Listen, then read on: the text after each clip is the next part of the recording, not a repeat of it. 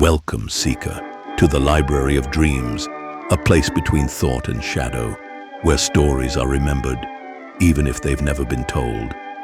Here, each dream is a door, each tale a whisper from the ether, and tonight, another world waits to be opened. Come closer. The shelves are shifting, and the dream is ready. Warper's escape. They thought I was crazy, but I wasn't.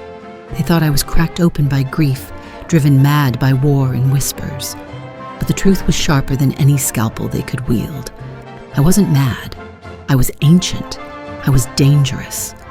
And I remembered everything. In the 1950s, England, the walls of the old St. Augustine's Asylum stood thick with mold and silence. Perched on the edge of a misty moor, it looked more like a Gothic manor than a hospital. Its stones soaked in the memories of people the world forgot. Ivy clawed at the windows, and fog rolled across the grounds like a slow, creeping tide. Inside, fluorescent lights buzzed like insects, casting long shadows down tiled hallways that smelled of antiseptic and despair. The orderlies talked about me behind closed doors, called me unstable, delusional, dangerous. But I was no lunatic. I was something older, stranger, what they called a warper.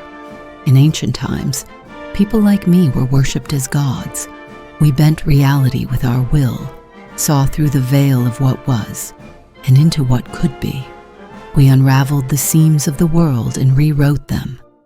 But in this cold, rational age, there was no room for mystics or miracles. People feared what they couldn't explain. Now they locked us away and whispered of lobotomies and therapy. They thought I was American, an expat who served in the war, broken by trauma and loss. Let them think that. It gave them something tidy to believe in, something easier to stomach than the truth, that I wasn't quite human. Not anymore. The others here, they mattered. They were good people, forgotten people. Each of them was marked not by madness, but by the cruelty of a world that could not bear strong, strange women. And the occasional quiet soldier. Bridie O'Connell was Irish, a firecracker with wild blonde curls and a love for knitting. She sat across from me most days in the common room, clacking her needles like she was summoning something ancient. Her laugh was loud, her grief deeper than she let on. Her brother had died in the war, and she'd never stopped knitting him home. Annabel Hart from London had a sharp tongue and sharper wit, a former chemist if the whispers were true. Her husband had committed her and taken credit for her work, textbook betrayal.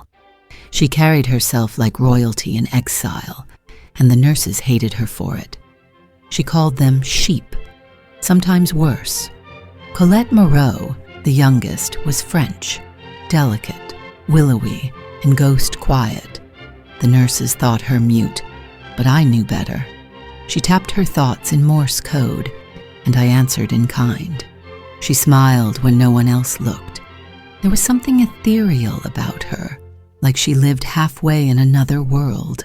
Perhaps she did. And Georges Delacroix, the old Belgian soldier from Brussels, a veteran of the last war.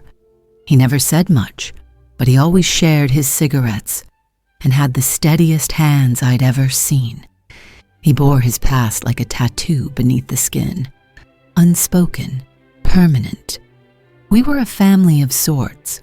Misfit ghosts locked away in a crumbling manor pretending to be a hospital. But today, the ghosts would rise. I'd overheard them speaking in the corridor. They were going to lobotomize Annabelle. Today. Enough. I stood up from the stiff-backed chair and walked calmly to the nurses' station. They barely glanced up until I spoke. "You're going to let me and my friends leave," I said, voice level. The nurse laughed. Of course she did. They always laughed. Until I warped.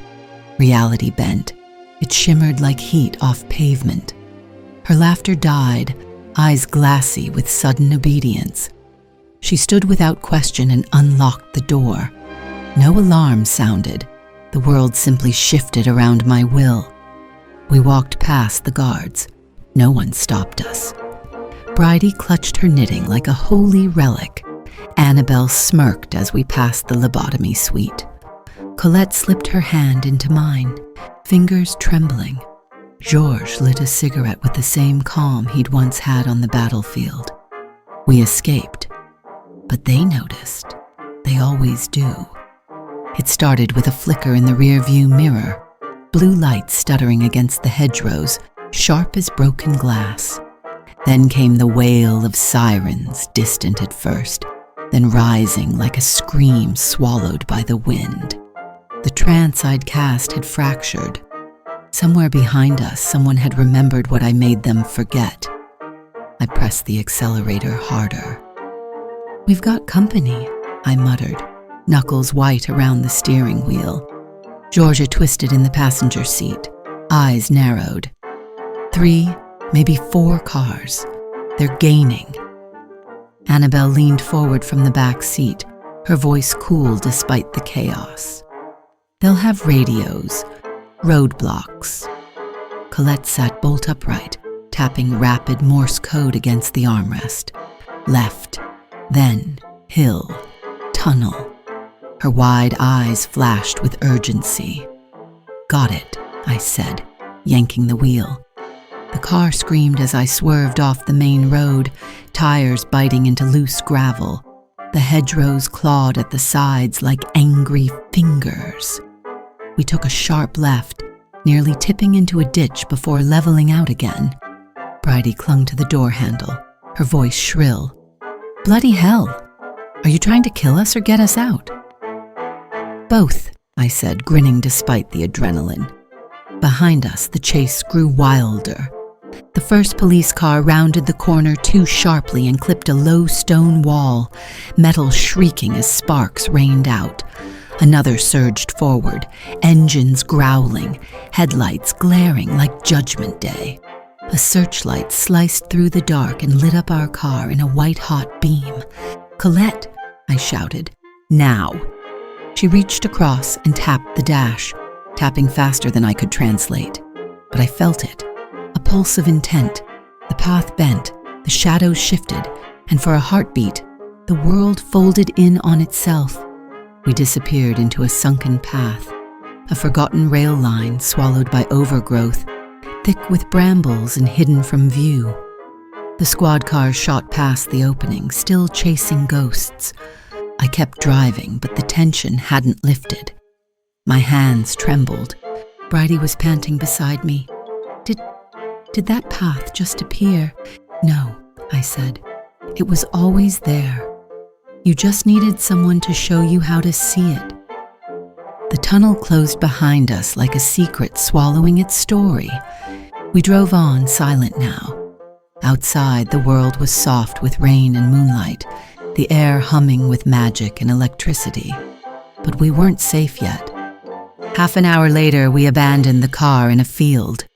I cast one final warp, a flicker of memory erased from anyone who saw us, and we walked into the wild. We kept to the trees, the fields, the paths. Only old maps remembered. Every step was a prayer, every breath a gamble.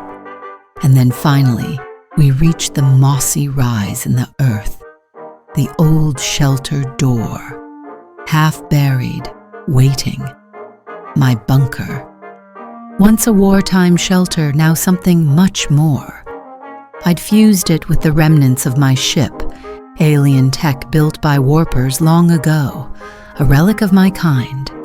As my friend stepped inside, the air shimmered again. The structure came alive. The walls pulsed with light and warmth, as if the bunker itself were breathing.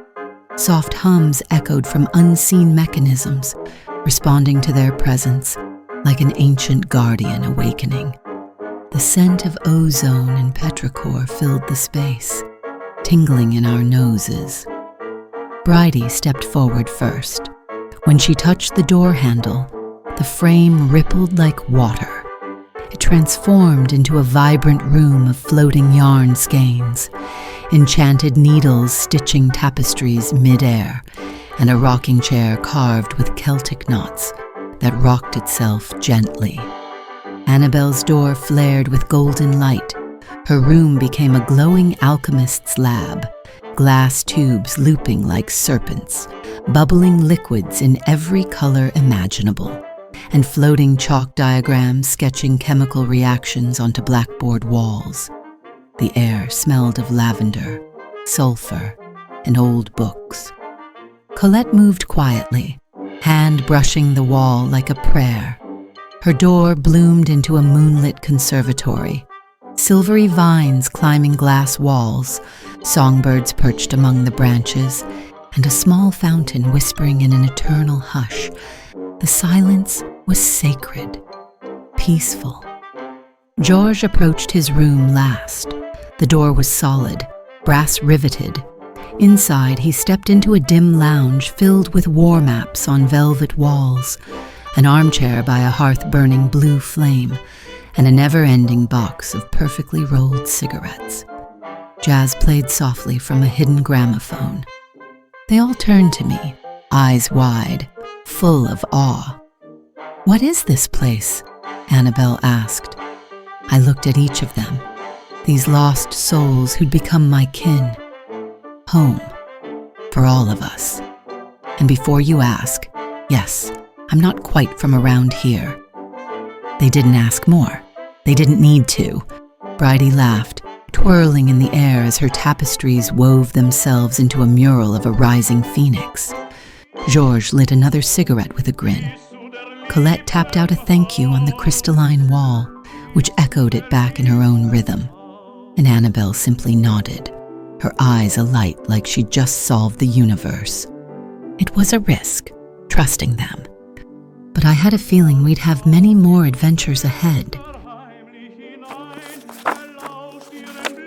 And so, Seeker, this dream draws to a close. The roads behind us are quiet now. The shadows have settled. The sirens have faded into memory, and the walls of the bunker hum with the breath of new beginnings. What was once madness is now myth.